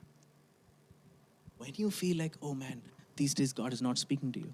आपको ऐसा क्यों लग रहा है कि आजकल परमेश्वर मुझसे बात नहीं कर रहा है? अगर आपको ऐसा लग रहा है कि परमेश्वर मुझसे बात क्यों नहीं कर रहा है, go back to what he has already told you. वापस जाओ उन बातों पर जो उसने पहले आपको बताई है। Remind yourself about it. खुद को याद दिलाएं उसके बारे में। Declare. घोषणा करें उनकी। Believe. विश्वास करें। Pay attention. Which word? Is there a word where The word says something and the situation is exactly opposite. तो ढूंढे क्या ऐसा कोई वचन है जो परमेश्वर ने कहा और परमेश्वर ने ये कहा और उसकी परिस्थिति बिल्कुल ही उसके विपरीत है। I mean, current situation is exactly opposite. आज के समय की जो परिस्थिति है वो उस वचन के बिल्कुल विपरीत है। That means it is under contention. It is under war. इसका मतलब ये है कि वहाँ युद्ध चल रहा है। That means press in prayer. इसका मतलब ये हमें और ज्यादा उसके लिए प्रार्थना करनी है। Just believe that that word will come to pass. विश्वास करे, भरोसा करे कि वो वचन पूरा होगा। Keep it at the forefront of your mind and heart. उसे अपने मन के सामने, अपने हृदय के सामने रखे। You cannot pray more and twist God's hands. आप और ज्यादा प्रार्थना करके परमेश्वर के हाथों को और ज्यादा नहीं मोड़ सकते। You cannot teach him how to do what he does. आप परमेश्वर को नहीं सिखा सकते कि उसे क्या करना है। You can only believe in what he has told you. आप सिर्फ विश्वास कर सकते हैं कि परमेश्वर ने आपको क्या बताया। Your faith will cause you to remain standing. आपका विश्वास आपको खड़ा रखेगा।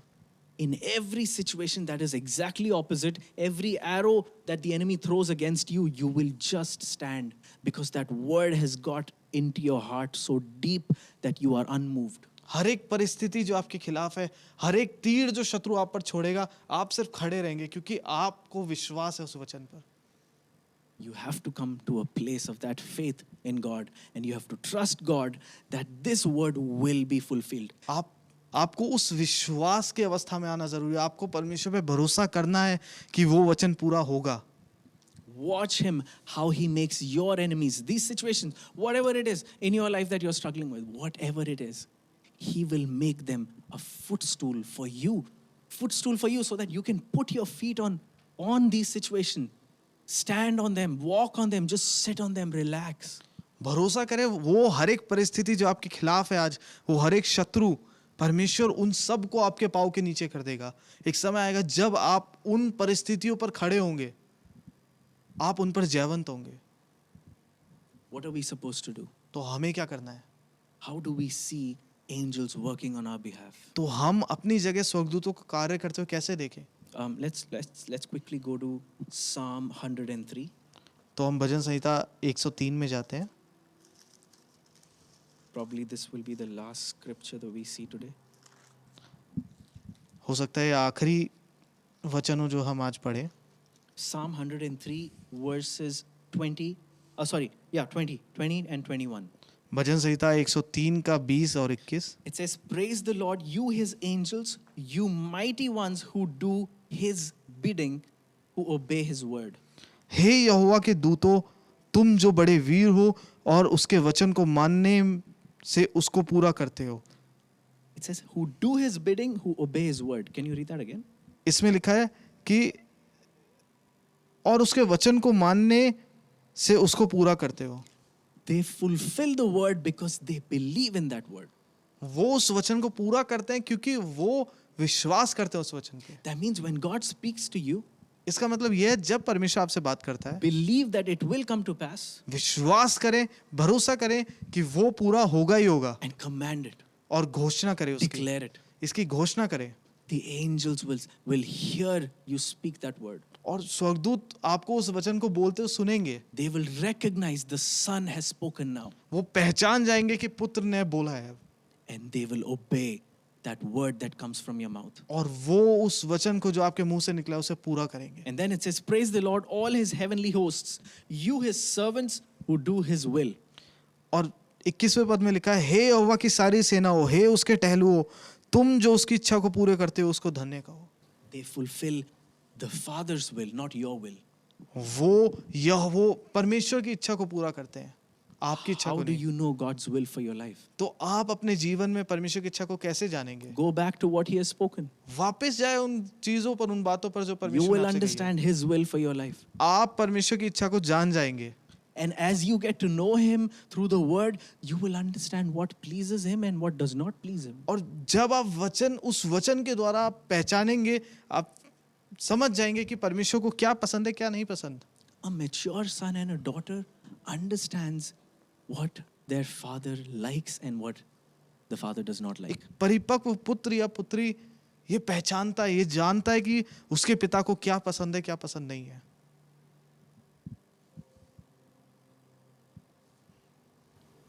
If there's anyone who's watching and you feel like your relationship with your parents, if it's a son and a daughter, you feel your relationship with your parents, you're struggling in that area. अगर हमें कोई देख रहा है जिसको ऐसा लगता है कि उसके माता पिता के साथ जो उसका रिश्ता है आप उसमें संघर्ष कर रहे हैं, Your restoration has started now. आपके रिश्ते ठीक होना शुरू हो चुके हैं इसी समय. For years, I've been struggling in that area. बहुत सालों तक मैं इसमें संघर्ष करता रहा, For years, बहुत सालों तक I never saw a breakthrough. मैंने छुटकारे को नहीं पाया. And when I did, और जब मैंने उस छुटकारे को पाया everything changed. सब कुछ बदल गया. I understood what it is actually to be a son. मैं समझ गया कि एक पुत्र होने का मतलब क्या है. I understood how everything that the Father has, how it belongs to me, how I share what He has. और मैं ये समझ गया कि जो कुछ पिता का है वो सब कुछ मेरा भी है, मैं उसका एक सहभागी हूँ, मैं उसे बांटता हूँ उसके Because साथ. before that, my mentality, my mindset was to achieve something, you have to struggle, you have to work hard, work hard, do more, and then you will achieve it. उससे पहले मेरी ये मानसिकता थी कि मैं सोचता था अगर मुझे कुछ चाहिए मुझे मेहनत करनी है और मुझे बहुत ज़्यादा मेहनत करनी है जिससे कि मैं उसे पा सकूं. And today I realized how everything is already available. और आज मैंने इस बात का एहसास किया, आज मैं इस बात को समझता हूँ कि वो सब कुछ पहले से मेरे लिए उपलब्ध है. Even so, whatever my earthly father has, I don't have to like fight to get it. I already have it. It's mine. तो जो कुछ मेरे इस पृथ्वी पर जो पिता उनके पास है वो सब कुछ मेरा है, मुझे उसके लिए लड़ने की जरूरत नहीं है, वो सब पहले से मेरा है. Now the question is, तो अब सवाल ये उठता है is my life pleasing him? क्या मेरा जीवन उन्हें प्रसन्न कर रहा है? Is he pleased with my lifestyle? क्या वो मेरे जीवन जीने के तरीके से प्रसन्न है? Is he pleased with my choices? क्या वो मेरे फैसलों से खुश है? Is he pleased with the way I carry myself? मैं किस तरह से चलता हूँ, किस तरह से मैं बाहर निकलता हूँ, क्या you- वो से Don't you think that खुश है? matters? क्या आपको ऐसा नहीं लगता कि इससे फर्क पड़ता है? It matters. इससे फर्क पड़ता है. And as you mature, as you grow, as you become more mature, you will be more aware of these things. और जैसे जैसे आप परिपक्व होते जाएंगे आप और ज्यादा इन बातों को समझते जाएंगे. You will consciously now begin to work on your lifestyle, your choices, so that you do what pleases your father and your mother. और फिर आप जानबूझ करके अपने जीवन के क्षेत्रों में बदलाव करने लग जाएंगे, आप ध्यान देने लग जाएंगे उन चीज़ों पर जिससे कि आप अपने पिता को खुश कर सके, So that your lifestyle pleases him. Bhai. जिससे कि आपका जीवन जीने का तरीका उनको भाए. There will come a point when your ultimate goal will be to live a life that is pleasing to them, that they'll be extremely happy. एक समय आएगा जब आपका सिर्फ ये एक गोल होगा कि उनको बस भाने वाला जीवन मुझे जीना है, कि उन्हें पसंद आए मेरा जीवन.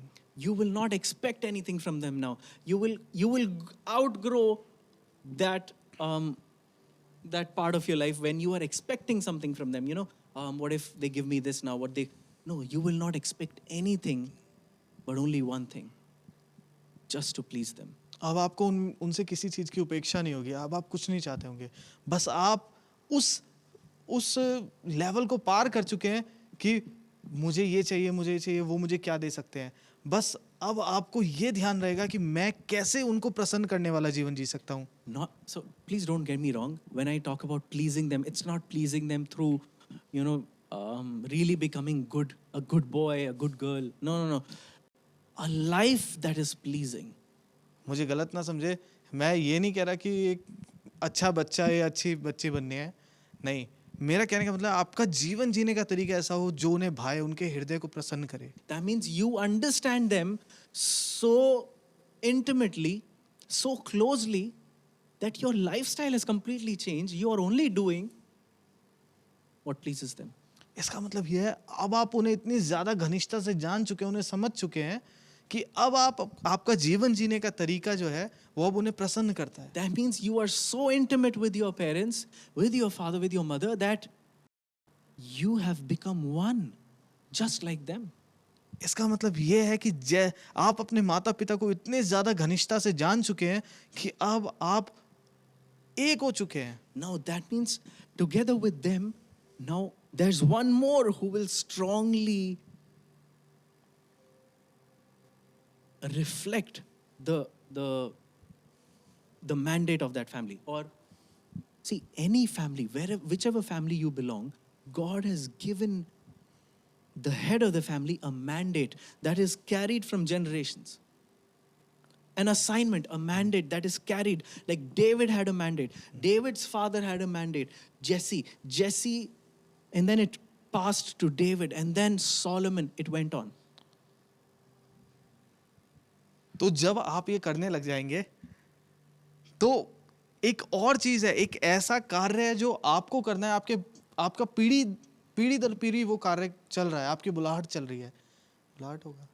So, इसका मतलब परमेश्वर ने आपके परिवार को चुना है एक खास उद्देश्य के लिए, और हो सकता है वो उद्देश्य चलता आ रहा है पीढ़ियों से. जैसे यशै, दाऊद के पिता यशै, उसका एक उद्देश्य था, बहुत जरूरी था, एंड वो उद्देश्य फिर आगे बढ़ता गया, दाऊद में पूरा हुआ, एंड देन फिर वो आगे बढ़ा, सुलेमान में पूरा हुआ. और जब प्रभु यीशु का आना हुआ इस पृथ्वी पर, दाऊद के द्वारा जो उद्देश्य था वो नातान, उसके पुत्र नेतन में पूरा हुआ. सुलेमान में पूरा नहीं हुआ था, और प्रभु ने नेतन को छुपा के रखा था.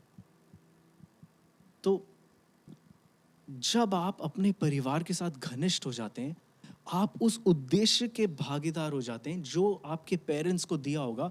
अब क्या हो गया, 2 की जगह 3 जुड़ गए उस उद्देश्य को पूरा करने के लिए इस पृथ्वी पर. 3 के बाद एक और जुड़ गया. जैसे जैसे हम मैच्योर हो रहे हैं, बड़े हो रहे हैं, अगर 3 संतान है, तीनों जुड़ गए. अब 2 लोग जिस उद्देश्य को पूरा कर रहे थे उसमें 3 और जुड़ गए. 5 लोग इस पृथ्वी पर उस उद्देश्य को पूरा कर रहे हैं. दैट मीन्स वो और खतरनाक है शत्रु के लिए. एंड 5 के साथ मान लो आपके और संतान हो गए, वो आपके साथ एक मन एक हृदय हो गए, वो मैच्योर हुए, वो बड़े, संघर्ष हुए उनके लाइफ में, बहुत स्ट्रगल्स आपके तरह वो भी रुकावटों से होकर गुजरे, वो गिरे, वो उठे. पर जिस दिन वो भी एक हुए, घनिष्ठ हुए, अब क्या हुआ, 5 के साथ साथ 2 और जुड़ गए, 7 लोग हो गए. दैट मीन्स ये सेना बढ़ती जा रही है. अब सोचो, दुष्ट के राज्य में हमला करने के लिए दूतों की सेना भी बढ़ती जा रही है, जो आपको असिस्ट करने के लिए तैयार है, जो आपकी सेवा टहल के लिए रेडी है. आई होप मैंने अपना पॉइंट एक्सप्लेन कर दिया. Yeah. अब now the people who are listening to me in English, I don't know how to repeat that. It just happened. But again, the point that I'm trying to make, quickly summing it up in English, what I've already told in English, there is a mandate that God has put forth in your family. So let's say before you came, your parents are fulfilling that. Now, once you came to this earth, now me and my brother, we are two children. So now 4 of us in a family. The day we came to that realization and maturity, and we started honoring our parents with our heart, we became one with that purpose. Now 2, my mom and dad were fulfilling that purpose. Now 1 more has joined them. My brother has also joined them. Now 4 of us are joining together to fulfill the purposes of God on earth. That means that's even more dangerous to the enemy. Now let's say we have further children. After much struggle in life, or whatever happens, ups and downs, they come to the realization and they start honoring us. What happens now? A few more have joined the pact. Now probably 8 of us are destroying the works of the devil. Now imagine how many angels God will have released in this situation to completely cause havoc in the kingdom of darkness. That is why, now you can translate. That is why it is important, very, very important, to hear the word, pay attention to what God has already spoken. This is maturity. It's a sign of maturity to be able to again and again go back to what God has spoken and then believe, stay strong, believe that it will come to pass. जो कुछ भैया ने पहले हिंदी में बोला था, ये उसका अंग्रेजी अनुवाद था, और इसका मतलब ये है कि बहुत ज़रूरी है कि हम वापस से उस वचन पर जाएं जो परमेश्वर ने हमारे जीवनों में बोला है. हम बार बार, ये परिपक्वता है, एक पुत्र होने की परिपक्वता है कि हम बार बार वापस जाएं, उन वचनों को ढूंढे जो परमेश्वर ने हमारे जीवन में बोला, और हम उन्हें ढूंढे कि कौन से ऐसे वचन हैं जो पूरे नहीं हुए, और हम उनकी घोषणा करें। Amen. आमीन। Remember Hebrews chapter 1 verse 13, how God says, sit at my right hand until I make your enemies a footstool for your feet. याद रखें, इब्रानियों 1:13 में लिखा है कि मेरे दाहिनी ओर आकर के बैठ और देख कि कैसे मैं तेरे शत्रुओं को तेरे पाँव के नीचे नहीं कर देता। How does that happen? वो कैसे होगा?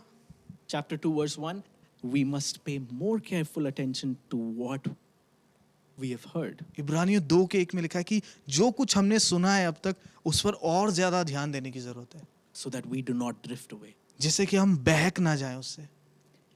Now, when we pay more careful attention to what God has spoken over our lives, और जब हम जो कुछ परमेश्वर ने हमारे जीवन पर बोला, हम उस पर ध्यान नहीं देते do हैं। you know if it is the word of God, if you've written it down in your journal or your books, the moment you start reading the words that God has spoken over your life, you will feel extremely powerful. Like life is going to come into you.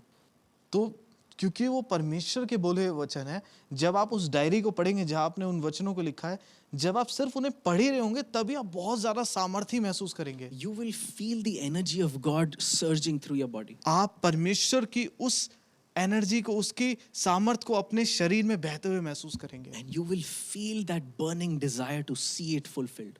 और तब आप में वो इच्छा तीव्र रीति से जलने लग जाएगी कि इन वचनों को पूरा होते देखें। But how will it be fulfilled? और पर वो पूरी कैसे होंगी? The angels will listen to you. स्वर्गदूत आपको सुनेंगे, They are always around you, वो हमेशा आपके चारों ओर है। waiting to hear the word coming forth from the son and daughter. वो पुत्र और पुत्री से उन वचनों को सुनने का इंतजार करें कि कब ये बोलेंगे। Because Hebrews 1:14 says, all the angels are ministering spirits sent to serve those who will inherit salvation. क्योंकि इब्रानियों में लिखा है कि वो सभी आत्माएं हमारी सेवा टहल करने के लिए, जो परमेश्वर के पुत्र और पुत्रियां हैं, उनकी सेवा टहल के लिए है और उनकी सहायता के लिए है। They will fulfill the word. वो परमेश्वर के उस वचन को पूरा They करेंगे, will fight for you. वो आपके लिए युद्ध They लड़ेंगे, will resist the enemy for you. वो शत्रु को रोके रखेंगे, उसका सामना करेंगे आपके लिए। You and I don't have the power to resist the enemy by our own efforts. आप शत्रु के उन कार्यों को, उसको नहीं रोक सकते अपने खुद के बलों में। Your enemy is also a spirit. आपका शत्रु भी एक आत्मा ही तो है। The angels are also spirit beings. स्वर्गदूत भी आत्मिक जीव है, They know how to fight. उन्हें पता है आत्मा में कैसे लड़ना है, They know how to conquer. उन्हें पता है कैसे वो जीत सकते हैं। Let them do what they're supposed to do. उन्हें करने दीजिए जो उन्हें, जिस कार्य के लिए वो आए हैं। Let us do what we are supposed to do. हम वो करते हैं जिसके लिए हम चुने हैं। Amen. आमीन। I hope you've understood the word. मुझे message. उम्मीद है आप इस मैसेज को समझ सके होंगे। If you have any experience, anything that you've learned, do comment below in this, like in the YouTube link. I would personally love to read your comments. अगर कोई भी अनुभव हुआ है आपके साथ, कुछ भी ऐसा है जो आपने सीखा है, आप ज़रूर कमेंट्स में लिखें। मुझे बहुत अच्छा लगे आपको पढ़ने में। If you've received any sort of healing in your heart or in your body, do share your testimony with us. Praise God for it. I have not done anything. It is God's presence and His power that works amongst us. अगर आपने हृदय में या शरीर में किसी प्रकार की चंगाई को पाया है, ज़रूर कमेंट्स में लिखें। वो हमने नहीं, वो परमेश्वर ने किया है, पर वो गवाही दूसरों तक जानी ज़रूरी है, जिससे कि उनके जीवन में भी वो कार्यरत हो। You can share your testimonies in our on our WhatsApp number, which is 9311 417955. आप अपनी गवाहियों को हमारे व्हाट्सएप नंबर पर बोल सकते हैं। व्हाट्सएप नंबर है 9311417955। You have any prayer requests, you can send your prayer requests on this number. अगर कोई भी आपकी Yeah. प्रार्थना विनती है, आप इस नंबर पे जो नीचे लिखा आएगा उस पर, यह जो मैंने बताया था उस पर आप लिख सकते हैं, Yeah, भेज it's, सकते हैं। before we go into prayer, let's receive our gifts and our seed. Let's receive it for the Lord. इससे पहले कि हम प्रार्थना में जाए, हम उन तोहफों को जो परमेश्वर ने हमारे लिए रखा है, हम उसे ग्रहण करते हैं। No, let's receive offerings for the Lord. अच्छा। He doesn't need offerings. So why don't we sow into the kingdom? जो बीज आप परमेश्वर के राज्य में बोना चाहते हैं, जो कुछ आप उसके लिए बोना चाहते हैं, Or if Now- you want to return your tithe, you can return your tithes. We'll take a time of offerings and tithes. You can return your tithes. You can sow a seed. या आप अगर अपने दशमांश को देना चाहते हैं, आप बीज बोना चाहते हैं, तो हम अब समय लेंगे उसके लिए। In a few moments, in a few seconds, you will see a QR code, and you can sow using that QR code. You'll also see another QR code that will take you to our website. You can pay it through the payment gateways that are on the website. कुछ ही पलों में आप एक QR code को देखेंगे, आप उससे बीज बो सकते हैं या अपना दशमांश दे सकते हैं। और एक और QR कोड को आप देखेंगे जो आपको एक वेबसाइट पर ले जाएगा, वहाँ भी आप बो सकते हैं। Yeah. Remember, God loves a cheerful giver. याद रखें, परमेश्वर को खुश होकर के देने वाला पसंद है। So before we sow, let's whatever you've decided to sow, hold it in your hands, or if you're doing an online transaction, keep that amount in your heart and let's pray. इससे पहले कि आप बोए, तो वो जो आपने जो कुछ भी सोचा है बोने के लिए, उसे अपने हाथ में रखें, या फिर अगर आपने ऑनलाइन बोने के लिए सोचा है तो उस अमाउंट को अपने मन में रखें। हम उसके लिए प्रार्थना करेंगे। Father, we thank you. पिता, हम आपका धन्यवाद करते We हैं। thank you for the word. हम इस वचन के लिए धन्यवादी We हैं। thank you for your love. हम आपके प्रेम के लिए And धन्यवादी we हैं। thank you for the honor that we have received to sow into your kingdom. और हम इस सौभाग्य के लिए प्रभु धन्यवादी हैं कि हम आपके राज्य में बो सकते हैं। You have always been faithful, आप हमेशा से विश्वास योग्य रहे हैं, and it is our privilege और ये हमारा सौभाग्य है that we honor you by our giving, कि हम देने के द्वारा आपका आदर कर सकें, that we honor you by returning the tithes, और हम दशमांश देने के द्वारा हम आपका आदर कर सकें, that we honor you by being obedient to your word. आपके वचन के प्रति आज्ञाकारी होने के द्वारा हम आपका आदर कर सकें। We are thankful. प्रभु, हम धन्यवादी हैं। You are the God of abundance. आप बहुतायत के परमेश्वर You हैं। are our Father. आप हमारे पिता हैं, And we are thankful और हम धन्यवादी हैं that we will walk in abundance, कि हम बहुतायत में चलेंगे, that we will walk in generosity. और हम उदारता के जीवन में चलेंगे, And influence the world around us. और अपने चारों ओर के अपने आसपास के दुनिया को प्रभावित करेंगे। We do not lack because you are our shepherd. आप हमारे चरवाहे हैं, इसलिए हमें किसी भी चीज़ की घटी नहीं We है। trust you with our finances. हम अपने फाइनेंस के लिए, अपने फाइनेंसेस के लिए आप पर भरोसा रखते हैं, आर्थिक जीवन के लिए आप पर भरोसा रखते हैं। We trust you with everything that we have received because you have given it to us. जो कुछ हमने पाया है प्रभु, हम उस चीज़ के लिए आप पर भरोसा रखते हैं, क्योंकि आपने वो हमें दिया है। Thank you that we will never lack, that we will live in abundance, that we will live in prosperity all the days of our life. प्रभु, आपका धन्यवाद कि हमें कभी भी कुछ घटी नहीं होगी, हम एक बहुतायत का जीवन जिएंगे अपने पूरे जीवन भर। Thank you, Jesus. यीशु, आपका धन्यवाद। Amen. आमीन। All right, now we can, we'll have a QR code on the screen where you can scan and pay. You will see another QR code for the website where you can scan and go to the website and pay through the payment link. If you want to, yeah. अब आप screen पर एक QR code देखेंगे। आप अगर UPI के through या कैसे भी पे करना चाहते हैं, आप उसे स्कैन कर सकते हैं, और उसके बाद में आप एक और QR कोड देखेंगे, वो वेबसाइट पर ले जाएगा। अगर आप कार्ड के थ्रू पेमेंट करना चाहते हैं या नेट बैंकिंग, तो आप उसके थ्रू पेमेंट कर सकते हैं। If you want to give cash, you are welcome to come to church, except Mondays, of course. Mondays we are closed. Tuesday, I mean, the church is always open. You can reach out to us on our WhatsApp number. We will always be available for you. But if you want to sow through cash, Tuesdays to Sundays, except Mondays, we are open. अगर आप cash के द्वारा बोना चाहते हैं, तो Tuesday से Sunday के बीच में आप आ सकते हैं, मंडे को बंद रहता है। हम हर एक दिन 7 दिन आपके साथ जुड़े हुए हैं व्हाट्सएप के थ्रू, पर आप ट्यूसडे से लेके संडे के बीच में आकर के यहाँ बो सकते हैं। All right, let's take a few moments now. कुछ पल लेते हैं हम। Thank you.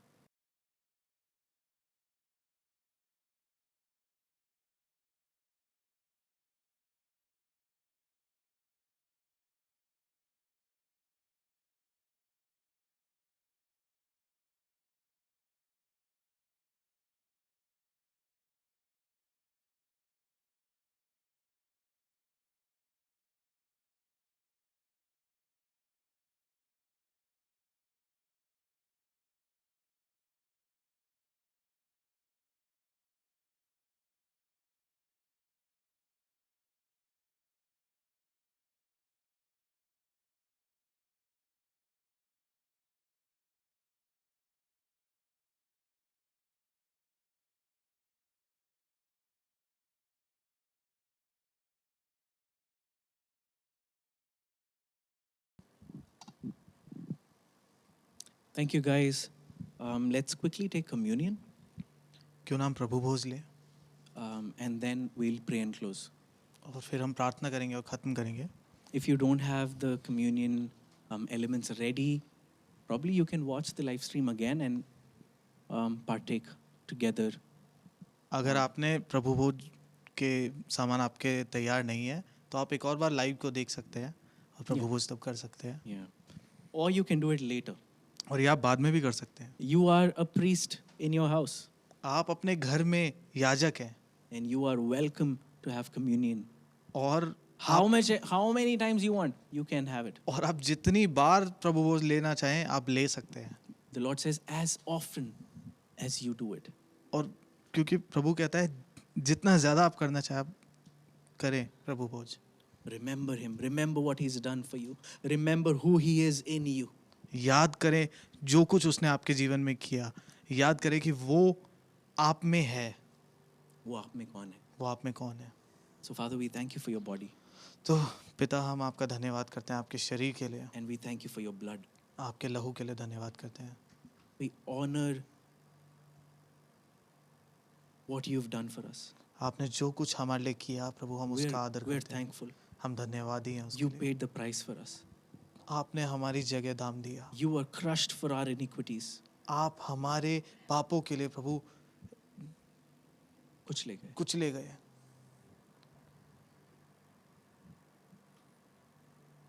Your blood has cleansed our conscience and made us new. आपके लहू ने हमारे चित्त को धोकर नया कर दिया है। Your body has paid the price for our healing. By your stripes, we are already healed.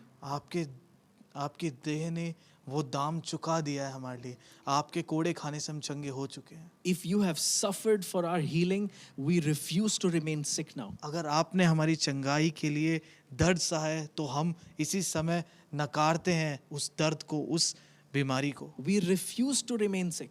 हम नकारते हैं कि हम बीमार रहे हैं, अभी भी बीमार रहे।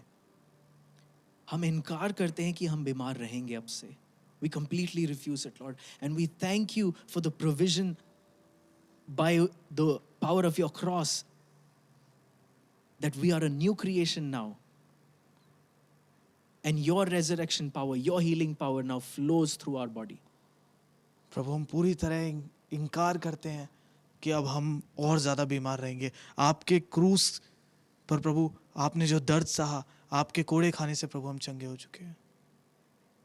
Thank you for your resurrection power.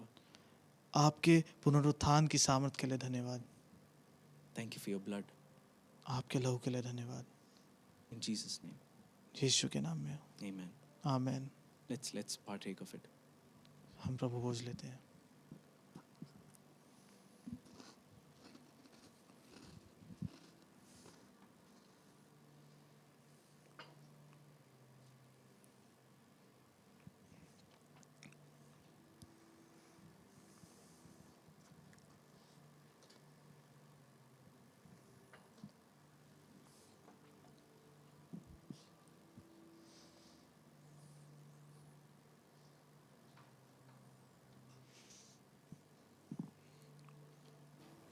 Thank you, Lord, once again. प्रभु एक और बार आपका धन्यवाद। If there's anyone who's sick in your bodies, we've already taken communion. But I still want to pray if you're expecting prayer. अगर कोई भी अपने शरीर में अब भी बीमार है, हम पहले से प्रभु भोज ले चुके हैं, पर हम फिर भी प्रार्थना करेंगे एक और बार। Father, we thank you once again. प्रभु हम एक और बार आपका I धन्यवाद करते command हैं। every sickness मैं इसी समय हर एक बीमारी को आज्ञा देता हूँ, get out of their bodies. इनके शरीर को छोड़ और निकल Any जा। kind of pain, किसी भी तरह का दर्द you are not allowed. जो उनके शरीर में अलाउड नहीं है, Get out of the body. इनके शरीर से निकल जा। Afflicting spirits, हर एक तड़पाने वाली आत्मा, I command you to leave their bodies now. मैं इसी समय तुझे आज्ञा देता हूँ, इनके शरीर को छोड़ के निकल जा। If there is anyone who has injured their shoulders recently, dislocated them, अगर कोई भी है जिसके कंधे में उसका कंधा उखड़ गया है, उतर गया. उतर गया है, One, God is completely relieving you from that pain, परमेश्वर आपको पूरी तरह से उस दर्द से आज़ाद कर रहा है, and your healing is quickening. What will take place in a few weeks will quickly take place. और आपकी चंगाई और जल्दी आ रही है। जो आपकी चंगाई कुछ हफ्तों में आने वाली थी, और जल्दी वो आ रही है। Anyone with left shoulders, if you have dislocated, किसी का भी बायां कंधा अगर उतर गया है तो thank you, Lord, once again. प्रभु आपका धन्यवाद करते हैं एक और Thank bar. you that because of your body and your blood, we will live in perfect health, in perfect peace. प्रभु आपकी देह और लहू की वजह से प्रभु हम एक परफेक्ट हेल्थ और परफेक्ट शांति में हम जिएंगे। Thank you, Lord. प्रभु आपका धन्यवाद। Thank you for doing it. प्रभु आपने जो किया उसके लिए धन्यवाद। In Jesus' name we pray. यीशु के नाम में हम प्रार्थना करते हैं। Amen. Amen. Thank you guys for watching once again. Do put your comments below if you have received or learned anything through this teaching. And if you've really received something, do share it with someone. हमारे साथ जुड़ने के लिए धन्यवाद। जो अगर आपने कुछ सीखा है, सच में आपने कुछ प्राप्त किया है, तो ज़रूर नीचे कमेंट्स में लिखें और ज़रूर इस वीडियो को शेयर करें। Yeah, with anyone that you feel like they will get some help from this teaching. आपको अगर ऐसा लगता है कि किसी को सहायता की ज़रूरत है इस शिक्षा से, ज़रूर इस शिक्षा को उनके साथ बांटें। All right. Thank you once again. Good evening. We will meet next on Sunday morning 11 o'clock. एक और बार आपका धन्यवाद। हम संडे को सुबह 11 बजे आपसे मिलेंगे। Praise God. Good evening. जय मसीह की। Good evening.